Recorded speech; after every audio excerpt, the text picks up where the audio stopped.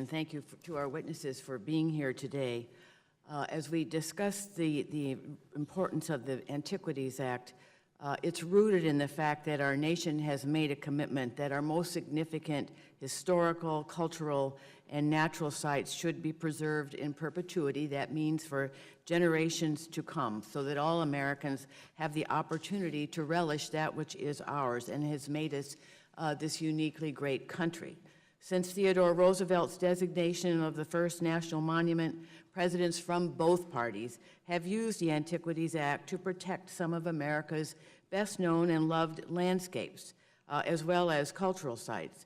Many national monuments created through the Antiquities Act have since become some of our greatest national parks, so they're just a step along the way. Not only do national monuments protect our nation's most treasured public lands, but they also directly benefit rural economies. Headwaters Economics, a nonpartisan independent think tank from Montana, found that on average, counties with protected public lands, including national monuments, see increased economic performance, including increased employment, personal income, and growth in population. A study released by the Small Business Majority also found that national monuments designated by President Obama have provided significant boost to small businesses in rural communities who are otherwise suffering, driving $156 million in annual revenue and creating more than 1,800 jobs a year. I also want to emphasize that the Antiquities Act may only be used to create national monuments on existing federal lands.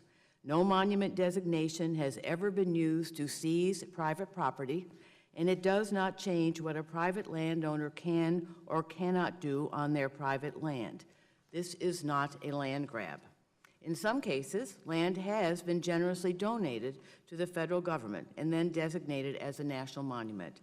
And we are fortunate to have you, Lucas St. Clair, here with us today, whose family has made a once-in-a-generation gift to the American people and will continue to support the monument with a $40 million endowment, a very generous act indeed. So, Mr. St. Clair, I want to go back to the discussion of the public outreach process leading up to President Obama's designation last summer, and your outreach in crafting the private land donation that would be made to the federal government. You mentioned in your testimony that your focus from the start was to engage the local community in building support for the Katahdin Wood and Waters National Monument. So can you reiterate how you engaged with the public, and as you did, give some examples of the specific problems that were identified as a result of that outreach, and how, as a result of that, you were able to resolve differences in the public. So, for example, you've talked about the reduction in acreage. You've talked about allowing snowmobiling and hunting, initially not something that was top of mind. So how, in the course of that public outreach, you were able to hear what people had to say and then come to some accommodation?